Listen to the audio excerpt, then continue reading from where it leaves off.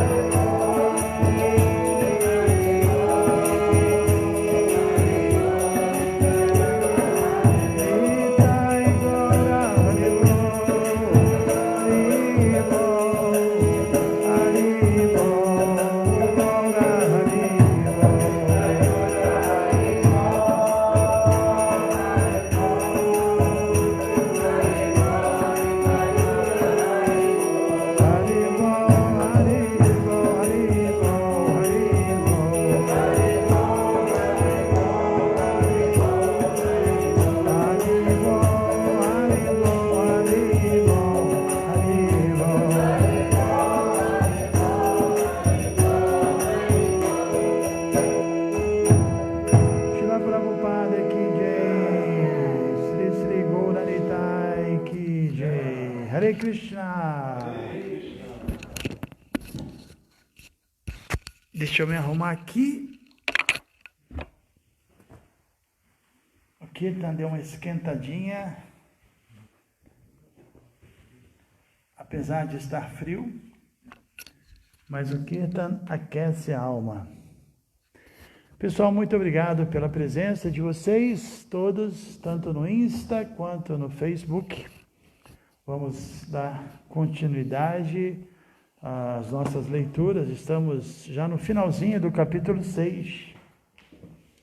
Para quem está chegando agora, eu vou só dar uma resumida no contexto aqui que nós estamos lendo.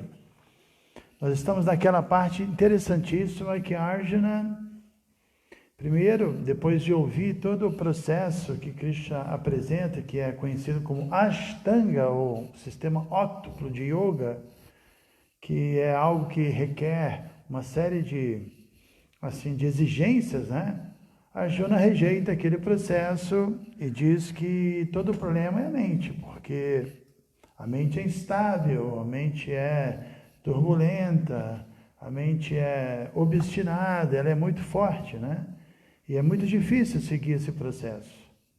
As exigências são muito grandes, a mente não dá conta. E Krishna falou, você tem razão, Arjuna, mas existe o método correto, o método adequado.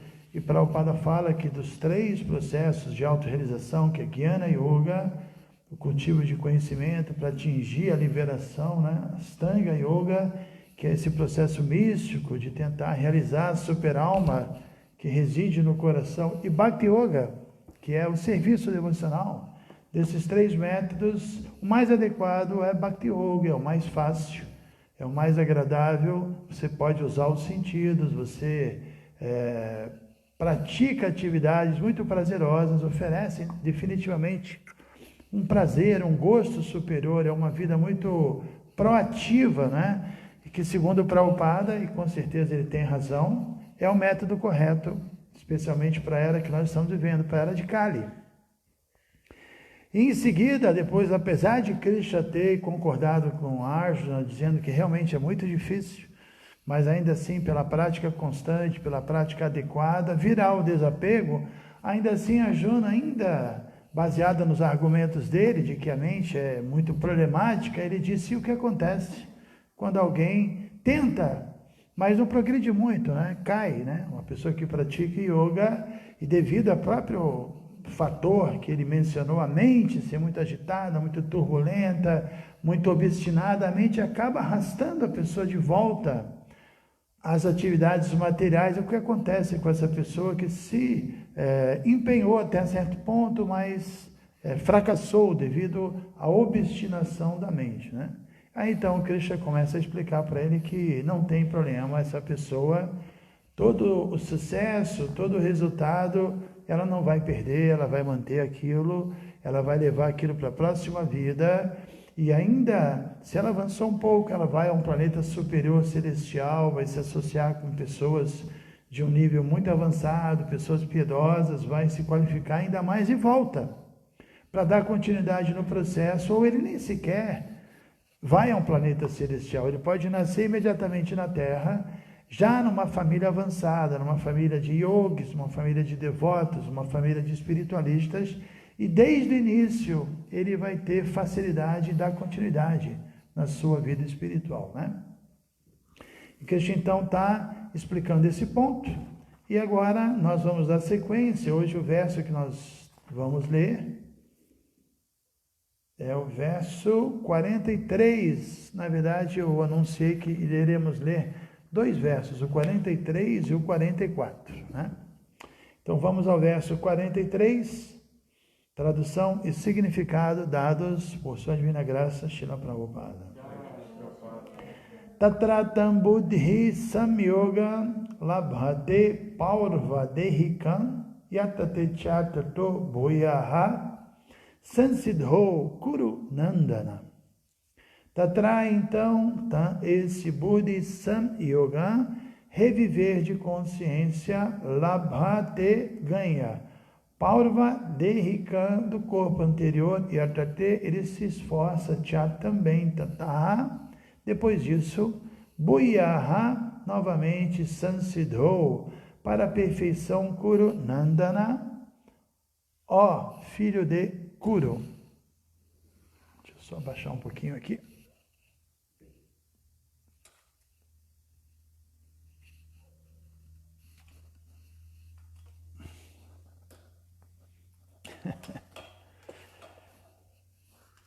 Baixei demais. Estamos com um problema aqui, ó.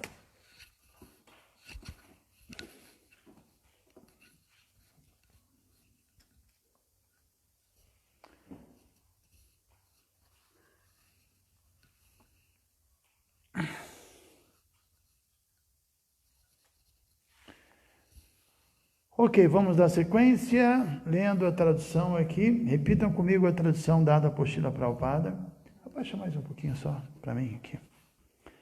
Obtendo tal nascimento, ele revive a consciência divina de sua vida anterior e tenta progredir ainda mais para alcançar o êxito completo. Ó filho de Kuru. Vou repetir aqui o verso. Obtendo tal nascimento, ele revive a consciência divina de sua vida anterior e tenta progredir ainda mais para alcançar o êxito completo, ó filho de Kuru. Significado. Antes de ler o significado, tem uma palavra aqui muito importante nesse verso, que é a palavra Buddhi Samyoga. A gente sabe que a palavra yoga significa conexão, né?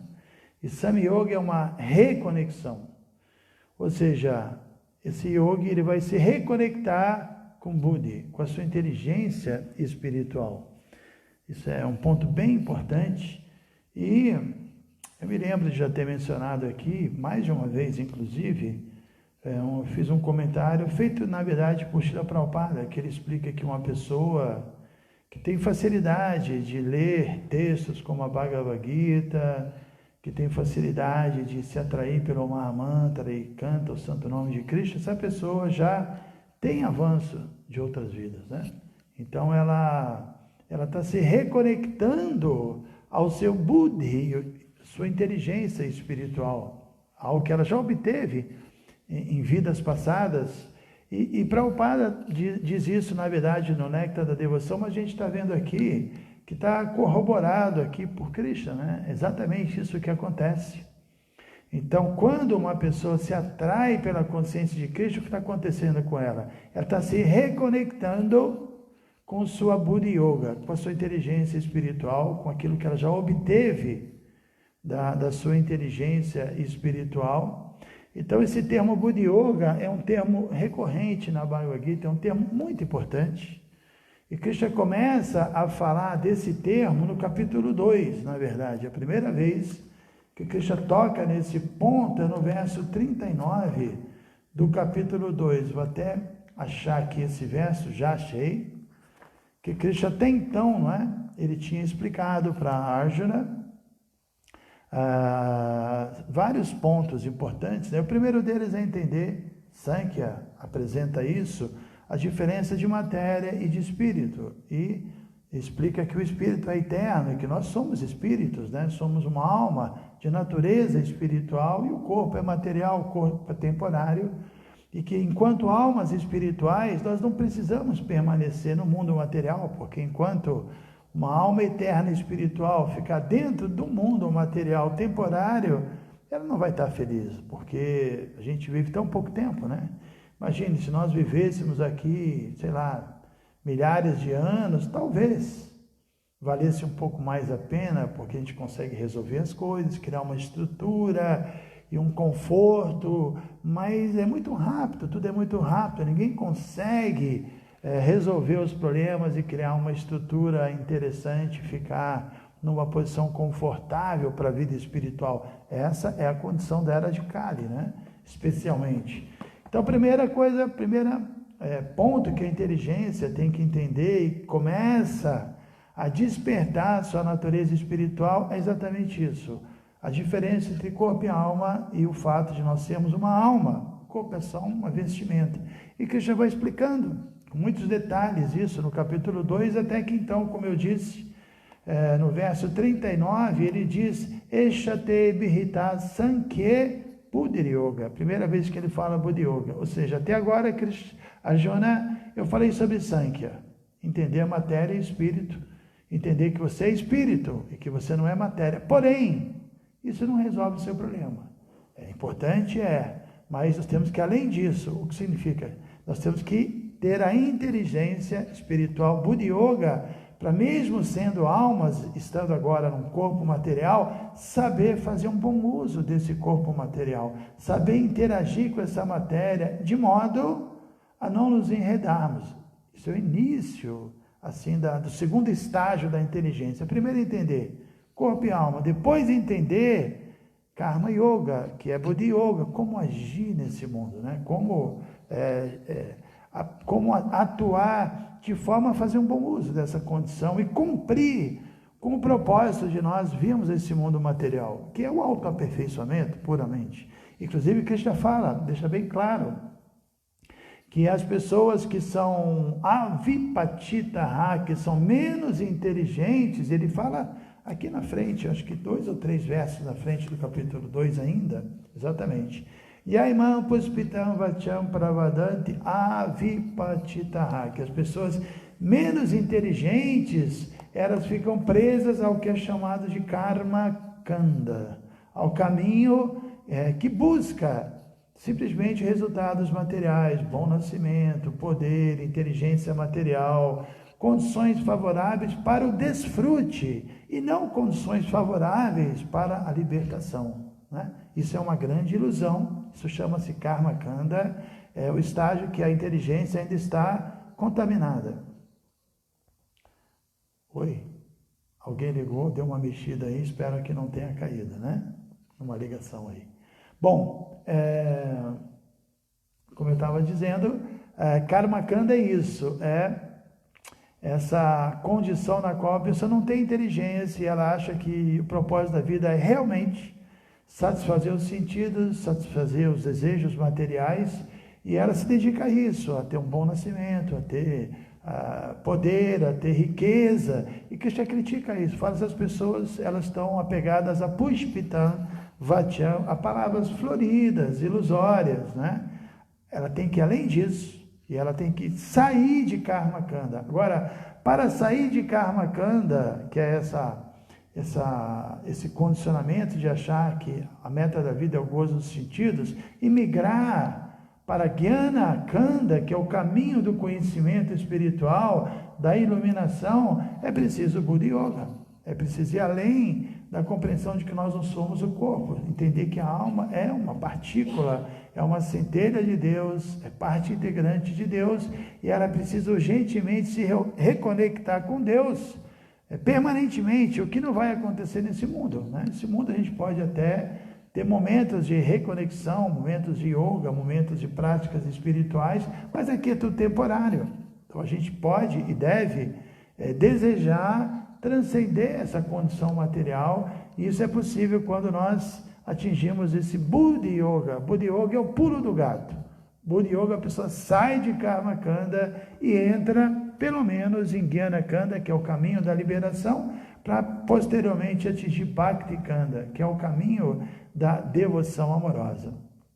Então, sem Buddhi Yoga, sem inteligência espiritual, quem domina a nossa mente é Manas, é a mente.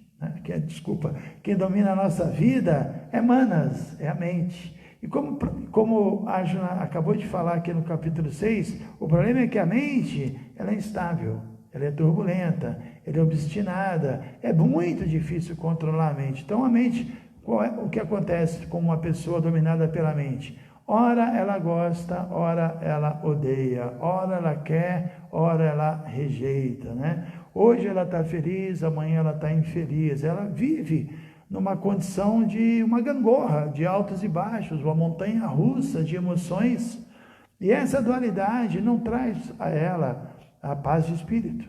Então é preciso ir além da mente, é preciso atingir esse Buddhi Yoga, que é o poder da razão, Buddhi significa razão, significa inteligência, significa julgamento, né? Saber o que eu devo fazer e o que eu não devo fazer, com quem eu devo me associar, com quem eu não devo me associar, né? O que é certo, o que é errado, onde eu devo ir, onde eu não devo ir. Isso tudo é Buddha Yoga, é um estágio avançado. Então nós vemos que quando a pessoa se interessa e consegue e sente facilidade em entrar numa vida disciplinada, certamente ela já tem esse Buddha Yoga de outras vidas, e nesse momento ela está como o verso que nós lemos aqui hoje, eu ainda vou ler o significado. Existe esse termo muito interessante que é Buddhi Samyoga, que é conexão com a inteligência espiritual obtida de outras vidas, né? E quando o Krishna explicou a importância de Buddha Yoga no capítulo 2, que eu acabo de mencionar, verso 39, depois ele diz que pessoas menos inteligentes, que não têm esse Buddha Yoga, ficam apegadas a resultados materiais, mas que realmente nós temos que, além disso, ele fala sobre, tem um verso muito belo que ele diz, Yadate moha kalilam buddhir, vyatitarishasi tada gandasi nirvedam Shrutavyasya Shrutasya Cha. Ele fala que Buddha Yoga significa Nirveda. O sintoma de Buddha Yoga é Nirveda. Nirveda significa o quê? Você se torna indiferente às coisas materiais, às propostas materiais, às soluções materiais. Você se torna indiferente. Shrutavyasya Shrutasya Ta. A tudo que propuseram, a todas as tentativas de encontrar soluções materiais, você já não se interessa mais, ou qualquer outra coisa que alguém possa oferecer, porque você atingiu esse Buddha Yoga. Então, uma pessoa fixa na consciência de Krishna, necessariamente tem que ter desenvolvido esse Buddha Yoga, senão ele não vai ficar indiferente. Maya vem, faz uma proposta, ele cai vítima dela, né? Ela oferece faz uma armadilha e ele cai, ele não reconhece, ele não fica indiferente. Então, Yadatemoha Kalilam Buddhir Vyatitarishasi. Quando a nossa inteligência tiver superado Moha Kalila, a densa floresta da ilusão, Nirveda, nós iremos nos tornar indiferentes, Shrutavyasya Shrutasya Cha, a todas as propostas materiais que foram dadas ou que serão dadas, a gente já não se abala, e Krishna diz, atingimos o transe da autorrealização. E nós vemos isso. Prabhupada veio, né, e apresentando a consciência de Krishna, por isso é tão importante ouvirmos e cantarmos e disseminarmos isso, e palestrarmos e falarmos desse conhecimento para as pessoas, porque de repente elas têm esse Buddha Yoga dentro delas, mas elas não vão se reconectar com esse Buddha Yoga se não tiver a associação de um devoto. Um devoto tem essa capacidade de puxar esse Buddha Yoga e fazer com que a pessoa se reconecte com esse Buddha Yoga, com essa inteligência espiritual, e entenda a importância de se entregar a Krishna, de se render a Krishna, de se dedicar a Krishna, de aceitar uma vida disciplinada. Isso aconteceu com milhares de pessoas. Prabhupada fez isso e até hoje isso acontece. As pessoas se aproximam e algumas delas, quando ouvem 1, 2, 3 palestras, leem um livro, pronto, consegue deixar de lado uma série de coisas, se tornam nirveda, indiferentes às propostas materiais, focam no canto de Santo Nome, focam nos estudos e realmente se aproximam de Krishna, né? Então isso é Buddhi Samyoga, essa reconexão com a inteligência espiritual, um termo muito importante aqui nesse verso. Depois as perguntas podem vir, tá? Eu vou agora ler o significado dado por Srila Prabhupada. O rei Bharata, que em seu terceiro nascimento apareceu na família de um brahmana bondoso, é um exemplo de alguém que obteve nascimento adequado para reviver a consciência transcendental anterior. Então, o que Krishna respondeu para Arjuna é que o yogi, ele tem um nascimento, né? Uma pessoa que já desenvolveu esse Buddha Yoga, pelo menos até certo ponto, ele vai nascer numa condição favorável para que ele reviva e se reconecte com essa inteligência espiritual, com esse Buddha Yoga. E Prabhupada dá o exemplo aqui do rei Bharata. O rei Bharata era o imperador que renunciou tudo, foi para a floresta e sozinho, meditando em Krishna, acabou se apegando a uma corça e teve um final da vida, ele, apegado a ela, teve um próximo nascimento dele, foi como uma corça, mas ele ainda tinha seu avanço espiritual que não estava perdido, e ainda no corpo de um animalzinho ele ia na floresta e procurava os rishis, os sábios, e ouvia a palestra e cantava os mantras, né? E depois, no terceiro nascimento, que é o que o Prabhupada está dizendo aqui, no terceiro nascimento, nasceu na família de Brahmanas, como Jada Bharata, que aparentemente era uma pessoa desconectada com o mundo. A palavra Jada significa louco. Ele aparentemente faltava nele um parafuso, né? Mas ele agiu dessa maneira para não se envolver socialmente. Então esse é o Bharata famoso, que a própria Índia hoje em dia é chamada de Bharata Varsha, né? Ou Mahabharata, é a dinastia desse Bharata, desse grande rei. Inclusive o Prabhupada vai explicar isso aqui. O rei Bharata era o imperador do mundo, e desde sua época este planeta tem sido conhecido entre os semideuses como Bharata Varsha. Outrora fora conhecido como Ilavrita Varsha. O imperador, quando ainda jovem, retirou-se em busca da perfeição espiritual, mas não conseguiu alcançar o sucesso. Em sua vida seguinte, ele nasceu na família de um brahmana bondoso e foi conhecido como Jada Bharata, porque sempre ficava afastado e não conversava com ninguém. E mais tarde, o rei Rahugana descobriu como o maior transcendentalista. Analisando sua vida, compreende-se que os esforços transcendentais ou as práticas de yoga nunca são inúteis. Pela graça do Senhor, o transcendentalista recebe repetidas oportunidades para conseguir a completa perfeição em consciência de Krishna. Shila Prabhupada aqui. Vou ler o verso 44 antes de responder algumas perguntas que eu prometi. Também é um verso muito bom. Purvabhyasana tenaiva riyate hi avashopi saha jigyashurapi yogasya shabda brahmati vartate. Em virtude da consciência divina de sua vida anterior, ele automaticamente se sente atraído aos princípios iógicos, mesmo sem buscá-los. Tal transcendentalista inquisitivo está sempre acima dos princípios ritualísticos das Escrituras. Significado: os yogis avançados não sentem muita atração pelos rituais das Escrituras, mas são automaticamente atraídos aos princípios do yoga. Interessante isso, né? Tem muita gente assim que regras, regulações não é algo tão atrativo, mas querem o conhecimento, querem a relação com Krishna. É um sintoma de um yogi avançado, né? Então o yoga avançado não está atraído pelos rituais, mas é automaticamente atraído aos princípios do yoga, que podem levá-los à completa consciência de Krishna, à perfeição máxima do yoga. Srimad Bhagavatam 3.33.7 explica da seguinte maneira esse desinteresse que os transcendentalistas adiantados sentem pelos rituais védicos.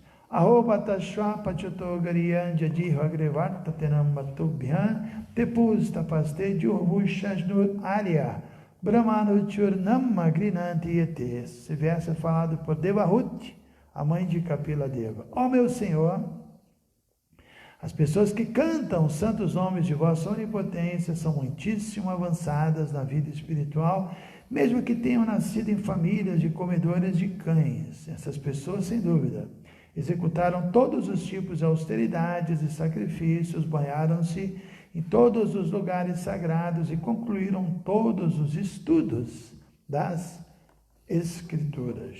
Um exemplo famoso que confirma isso foi apresentado pelo Sr. Chaitanya, que aceitou Thakura Haridas como um de seus discípulos mais importantes, embora tivesse nascido em família muçulmana.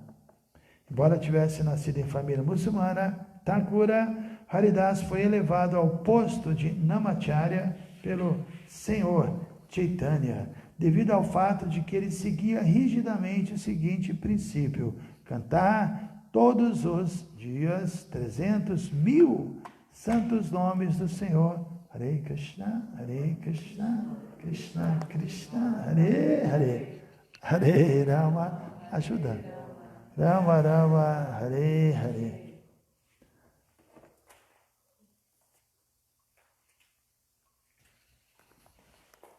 E por que cantava constantemente o santo nome do Senhor?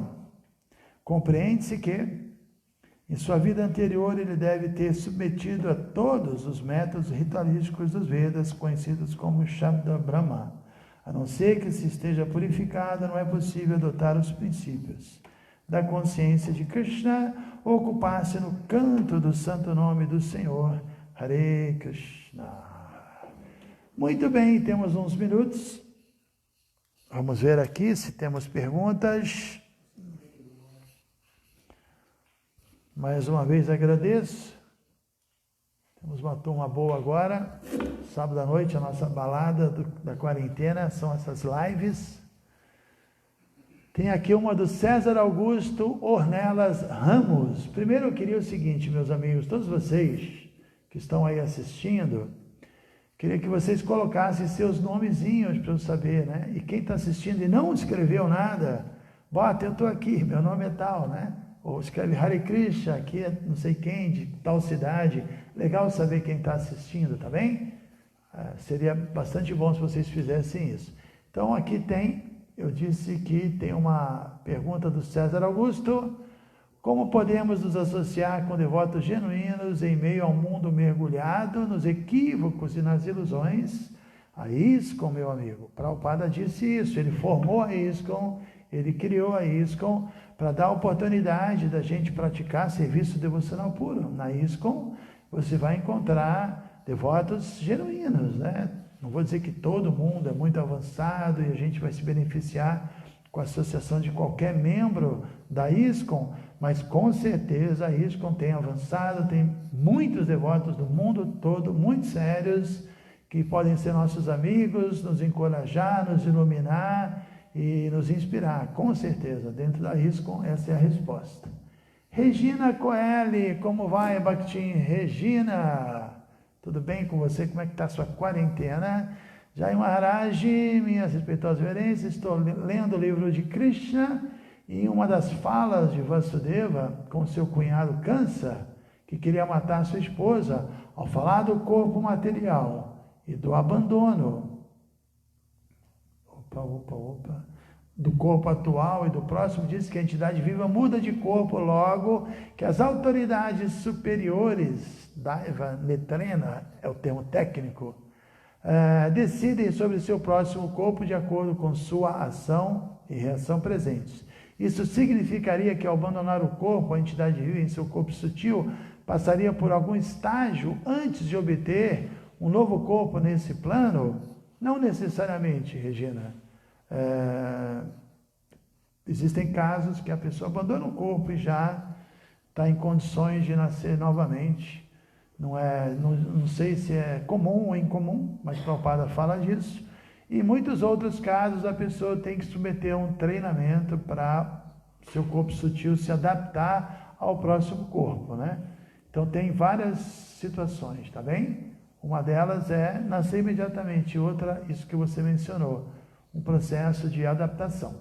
Agora eu vou aqui para o Insta, estou vendo aqui Augusto Yoga, Jai Maharaj, Ajay Krishnadas de São Paulo. Gostaria de saber o que as escrituras falam sobre Kali Yuga. Quanto tempo dura o que está para acontecer? Deixa eu ver se tem mais uma parte. Não é isso. 12º canto do Srimad Bhagavatam tem a descrição da Kali Yuga, uma descrição pesada, e a Kali Yuga já existe há 5.000 anos, e ela vai durar 432.000 anos, ou seja, faltam 427.000 anos, né? Só que agora, depois do coronavírus, vamos começar um período de 10.000 anos de Era Dourada, que é o momento da gente avançar, o momento que o cantar do Mahamantra vai estar com força total e a atmosfera vai ser muito favorável para a gente realmente praticar a vida espiritual. Então é curioso, Porque lendo o Srimad Bhagavatam, a gente vê que muitas coisas que irão acontecer no final da Kali Yuga, daqui a 427 mil anos, já estão acontecendo. E depois da Kali Yuga vem a Era Dourada. Então, como agora vão ter 10 mil anos de Era Dourada, tem-se a impressão de que a Kali Yuga avançou muito nesses 5 mil anos, porque chegou num ponto que aí a Era Dourada é a próxima opção, né? E que o avanço da Kali Yuga não está lento, como geralmente é. Foi muito avançado. A gente vê os governantes, toda a descrição da crueldade com os animais, a luxúria desenfreada no planeta. Então é uma situação muito complexa, né? Então é isso, tá? 12º canto do Bhagavatam. Deixa eu ver mais perguntas. Valéria, os acontecimentos individuais e coletivos desta era podem ser considerados passatempos de Krishna? Não. Não. Os acontecimentos individuais e coletivos geralmente são karma. Krishna não desfruta, ele não tem nenhum interesse nessas atividades mundanas que nós executamos, né?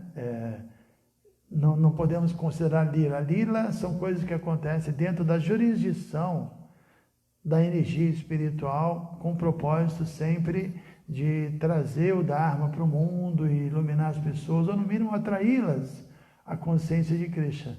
Então não podemos dizer que tudo é lila. Tem uma linha que adora dizer que tudo é lila, mas não é a visão que Prabhupada passou. Tem muitas coisas acontecendo equivocadas, e por isso existe o karma, tanto individual quanto coletivo, e não podemos botar na conta de Krishna toda essa loucura, não. Vamos ver aqui. Deixa eu agora ver a turma que está aqui. A Lola Chandraka, de Porto Alegre, Lili Farias, de São Paulo, Lilavati, de Sergipe.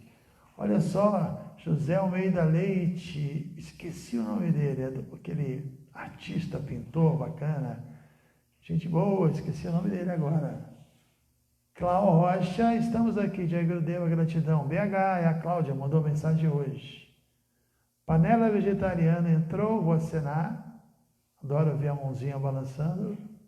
Pablo Carvalho, de Portugal. Ok, Pablo, bem-vindo de Portugal. José Almeida de novo, que é o Achuta, lógico, lembrei agora. Andressa Severo, Débora, que é Gorangue, um monte de gente legal. Valéria, Vai Praçada, que eu não sei quem é. Kátia Antônio Roberto, vamos ver aqui. Minhas reverências, Xanabu Goswami, muito obrigado por ensinar. Baladeva Das de BH. Baladeva tem mensagem tenho que responder uma mensagem sua, né? Sobre iniciação de um devoto. Tenho, na verdade, que responder várias mensagens, mas o pessoal tem que dar um desconto, que tem uma enxurrada de mensagens com essa história de quarentena. Todo mundo fica em casa, né? Então pega o celular e sai mandando mensagem. Não estamos conseguindo, né? Mas eu vou responder, aguardem. Graça Maia Montoya, aqui temos uma pergunta, já li da Regina, já li do César. Valéria, também já li essa pergunta, já respondi. Vamos ver aqui. Você encontrou mais uma pergunta aí? Temos aqui o Abai hoje.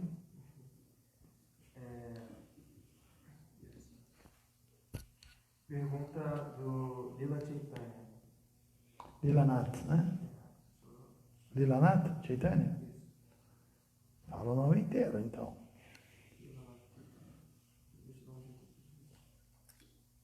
Ele botou: Jai Maharaj, boa noite. No começo da vida espiritual, já começamos em Bhakti, prestando serviço aos devotos e ansiando pelo conhecimento transcendental. É tão gostoso o começo do processo. Por que isso é tão maravilhoso no começo e com o tempo se perde o entusiasmo? Poderia explicar por que isso acontece e como manter esse entusiasmo? Não sei se deu para ouvir, o Abai não falou tão alto, vou repetir.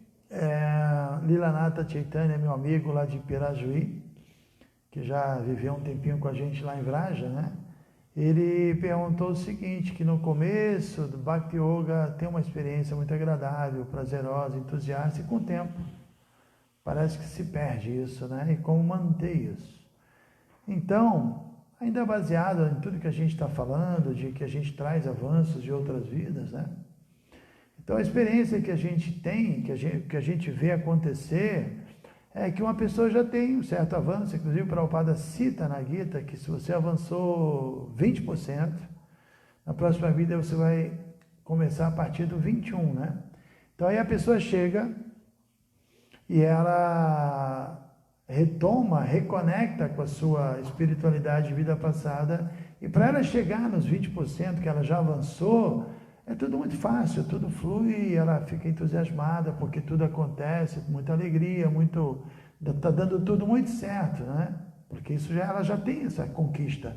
Agora, quando ela chega nesses 20%, aí, opa, agora eu vou ter que me render, né? Parei por aí, vou ter que prosseguir, e para eu prosseguir, eu vou ter que abrir o caminho, né? É como uma pessoa que abre o caminho numa trilha, tira pedra, tira o mato, tira as raízes, e o caminho fica lá, aberto. Aí depois ele para de caminhar, o matinho cresce, mas um mato fácil, que depois com uma enxada você vai lá e limpa, porque já tirou a pedra, já tirou as raízes, aí fica fácil caminhar. Mas chega um ponto na estrada que, opa, agora tem árvore, tem pedra, eu vou ter que ir de novo fazer um trabalho sério, né? Então, na vida espiritual, a sensação que a gente tem é essa, que quando a gente conhece, o caminho está aberto, tudo flui, tudo é alegria, tudo dá certo, porque já temos esse caminho aberto em outras vidas, mas chega um ponto que, opa, agora eu vou precisar trabalhar duro, né? Então, nessa hora, fica um pouco mais difícil, né?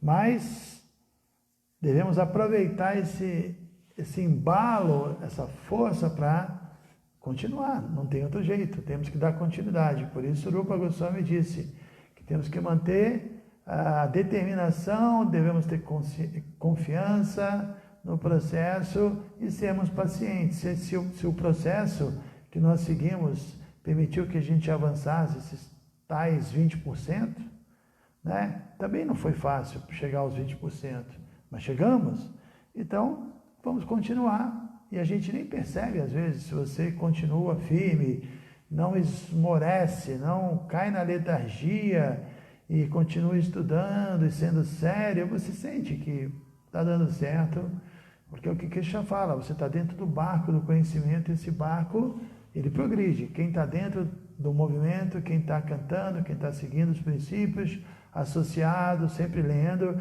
nem percebe, mas ele está superando várias coisas e evitando muito sofrimento, né? Temos que ter paciência, não vai ser da noite para o dia, né? Paciência é muito importante mesmo. Pode fazer no microfone. Pergunta aqui de Govardhana. Ontem eu estava conversando com uma pessoa que me disse que até os 30 anos de idade ela era muito ingênua, assim, né?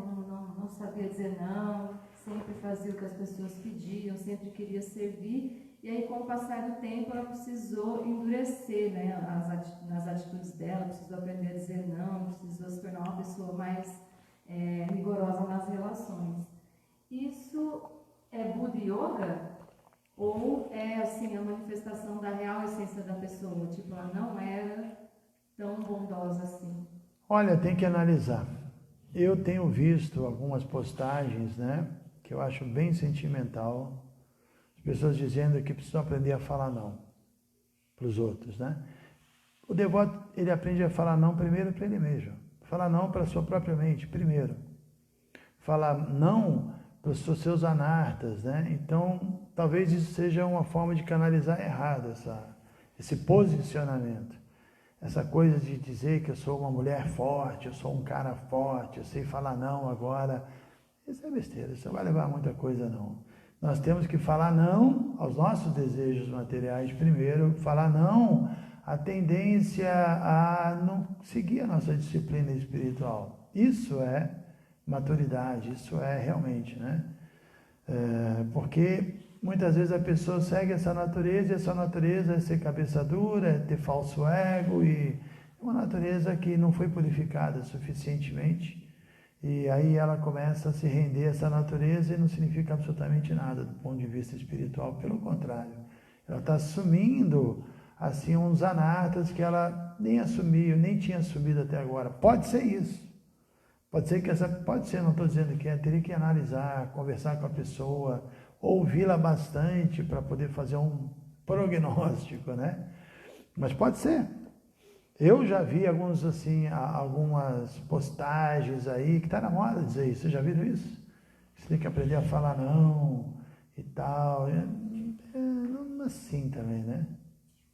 Como se, entendeu? Você tem direito de se posicionar, de manter a sua opinião das coisas, de não mudar de opinião, de ser firme. Isso é depois de você se purificar e você ter claro como você tem que se comportar, né? Aí sim, eu acho que quem atingiu um estágio já um pouco avançado, ele sabe dizer não, mas ele não posta isso no Instagram, ele não acha isso incrível. Eu falo não, é besteira isso.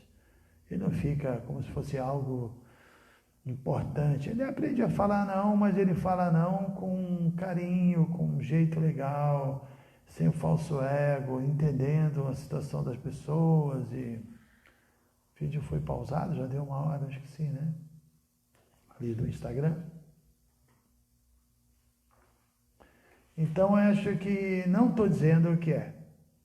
Não estou dizendo que necessariamente é falso ego, mas eu não diria que também simplesmente isso é sinal de Buddha Yoga. Ela tem que ver para que ela está falando não. Primeiro, ela tem que falar não para a sua própria mente. O sintoma de Buddha Yoga é que você consegue dominar a sua mente. Buddha é a ferramenta que domina a mente. Como eu disse, a mente ela é instável, ela é caprichosa, ela é egoísta. Então, temos que deixar de ser egoísta, e não... se quem está falando desse não é Buddha, legal. Às vezes, quem está falando desse não é a própria mente. E aí, a pessoa se rendeu ainda mais à sua própria mente. Certo? Mais perguntas. Mirna Coelho, oi Mahalaxi, você está na área? Prazer te ver aí. Hélio Coelho, com Padma Sundari, Búzios, e a turminha bacana. Suzana, Suzana é a Snanayatra. Agora eu estou entendendo quem é essa Suzana. Sempre vejo uma tal de Suzana aí. É Snanayatra, muito bem, Snanayatra. Sim, hoje o pessoal aqui de Govardhana está a fim de fazer pergunta. É sua? Não, não, então vai aí. Mas fala mais alto. Tá, é uma do Prabhu Paravioma. Ele está no Face? Facebook. Reverências Paravioma de... Estou com saudades de você, hein?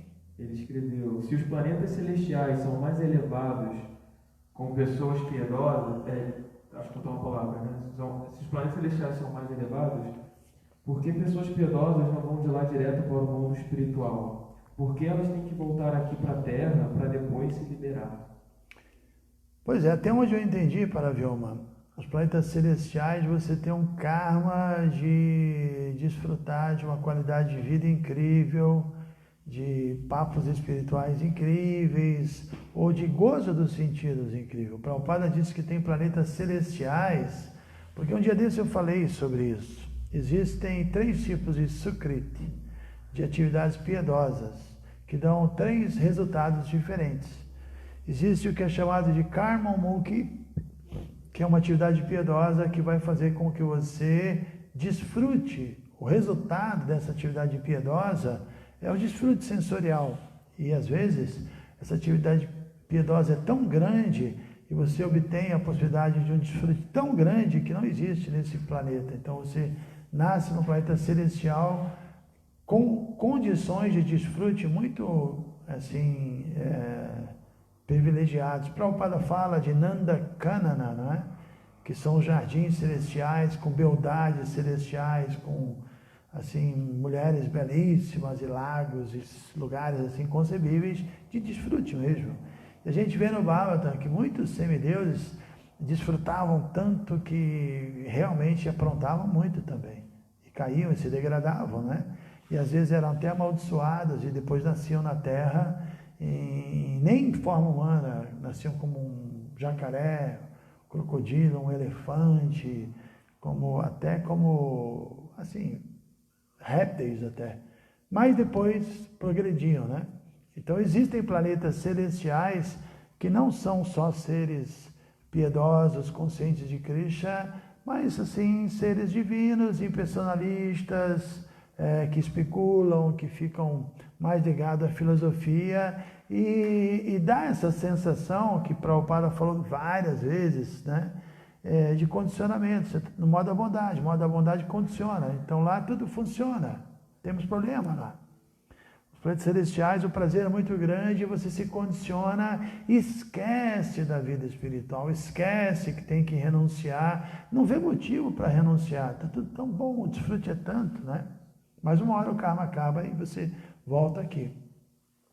Então, o que Prabhupada passou para a gente é que no planeta intermediário é o lugar mais adequado, inclusive no segundo canto do Bhagavata, Prabhupada fala que tem uma lista de semideuses com a senha, querendo nascer no planeta Terra, especialmente nesse momento, como filhos de devotos, espiritualistas e casal piedoso, porque é um momento muito adequado aqui, né? Não tem muito que se apegar, o mundo não está tão bom, mas também dá para você ter uma vida digna, confortável e conseguir se organizar para ter tempo para praticar a vida espiritual, como muitos fazem, né?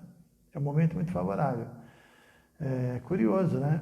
Talvez, assim, algum planeta celestial dê para de lá você dar continuidade à vida espiritual, mas talvez também Prabhupada não quisesse enfatizar esse lado para não criar uma ilusão em nós, né?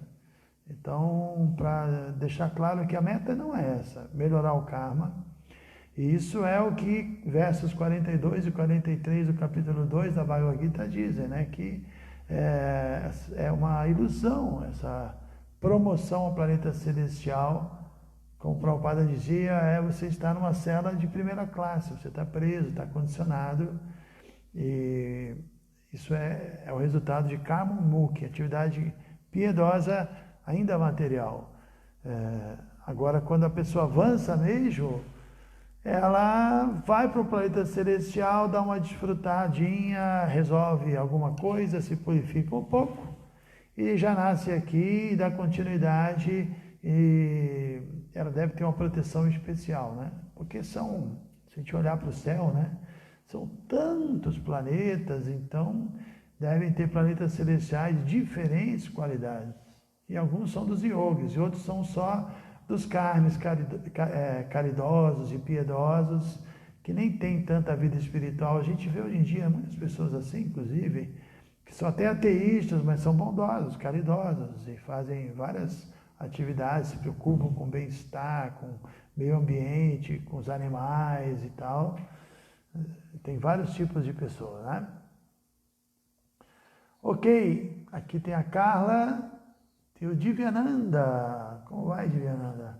A Carla de Imbu. Luciano, meu amigo Queixava, Porto Real, ali perto de Volta Redonda.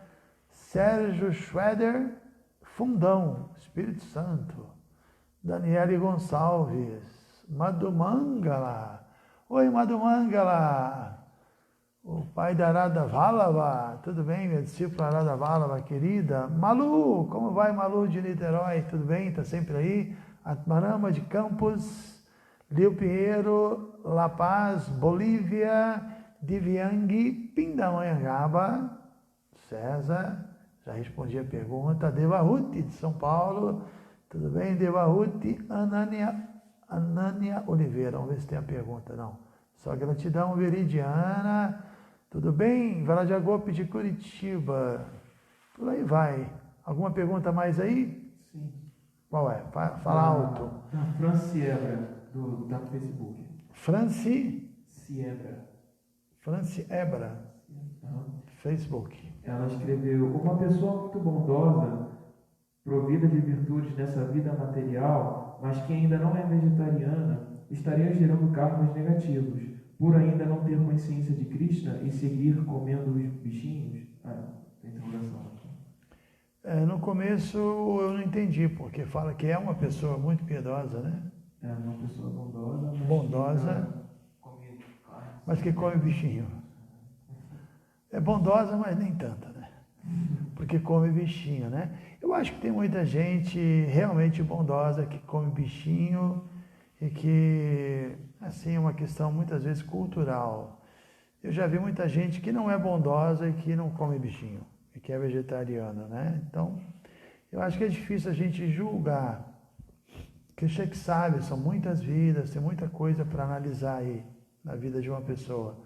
Mas eu acho que tem muitas pessoas bondosas, piedosas, que não entenderam esse ponto ainda, não tiveram essa iluminação, mas tiveram outras, né? Importantes também. E tem gente que já teve essa iluminação dos bichinhos e não tiveram outra.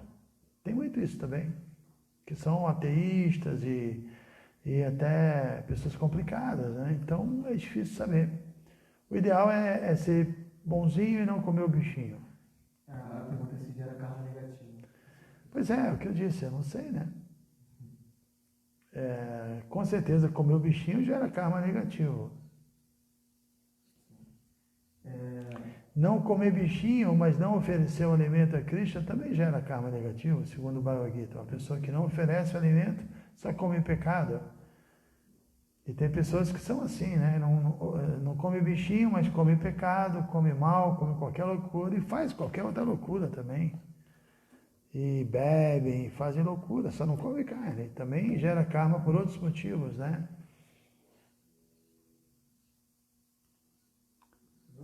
Já estão escrevendo fica com Krishna, que significa que já querem acabar com a aula aqui, né?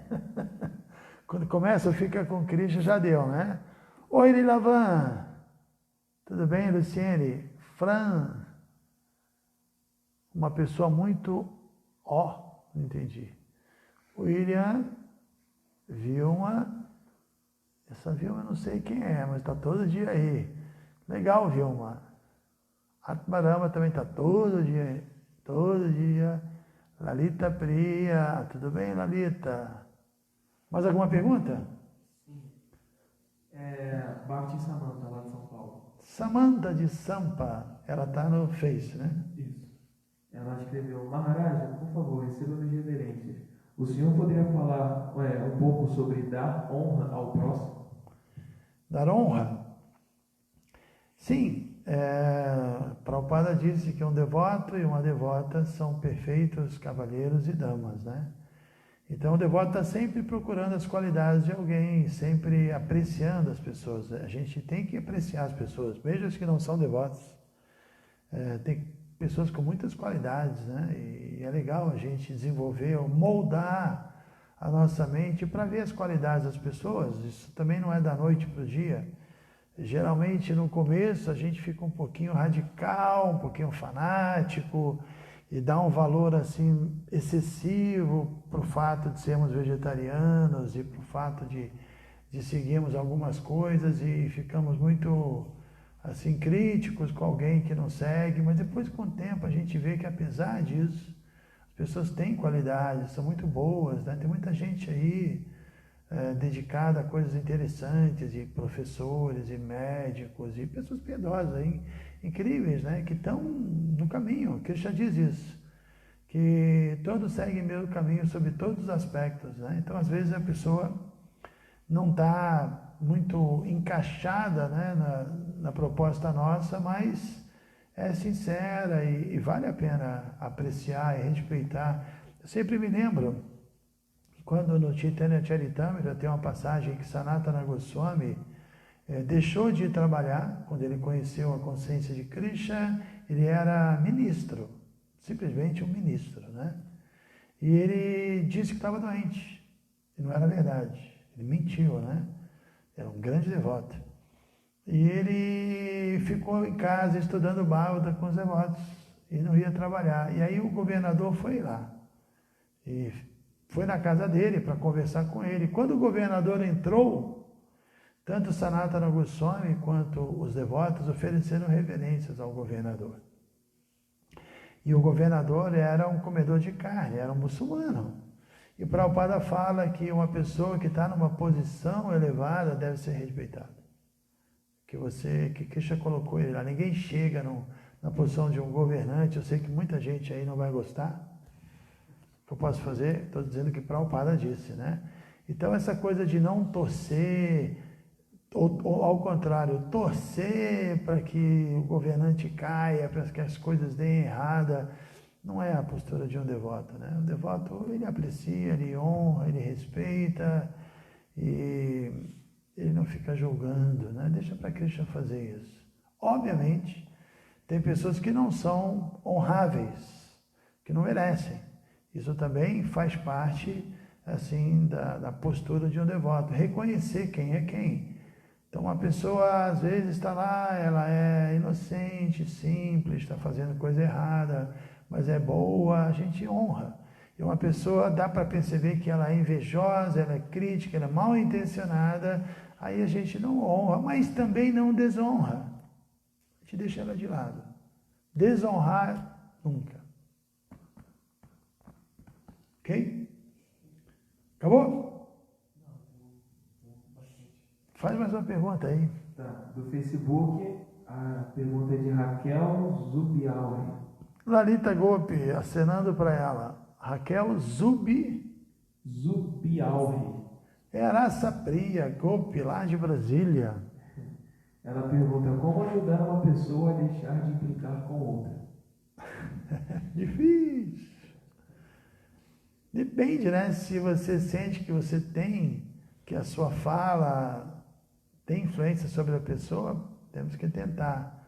E se a gente não tem isso, não adianta tentar. O que a gente pode fazer é tentar conquistar essa pessoa para um dia conseguir falar com ela, né? É difícil. Não sei, né? É muito difícil, né? Mas a gente tem que ser confiável, as pessoas têm que confiar em nós para que a gente fale e obtenha resultado. Porque tem muita gente que já viu isso, a gente já viu isso na nossa vida. Uma pessoa fala uma coisa para outra, a outra fica agitada e não segue, vem outro e fala a mesmíssima coisa, aí a pessoa aceita, né?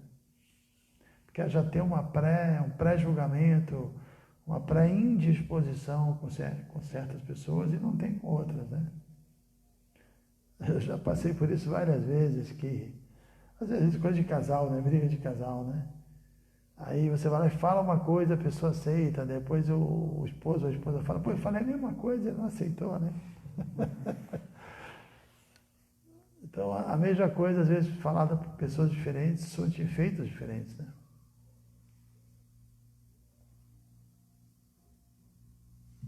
As perguntas agora ficam um pouco repetitivas. Ok, então, 20h33, agradeço muito a participação de todos, sempre um prazer. Hoje foi a live número 50.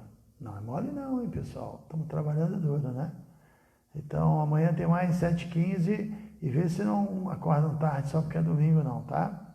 Vou colocar aqui para vocês contemplarem melhor as deidades. E está na hora agora sim de hashtag Fica com Krishna, hashtag Quarentena Transcendental. Vou dar um close aqui.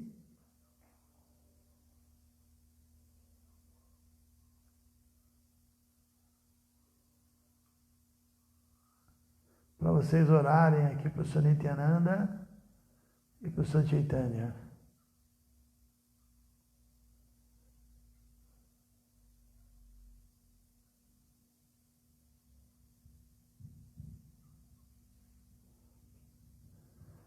Ok, então. Srila Prabhupada Ki Jai. Todas as glórias aos devotos reunidos. Hare Krishna.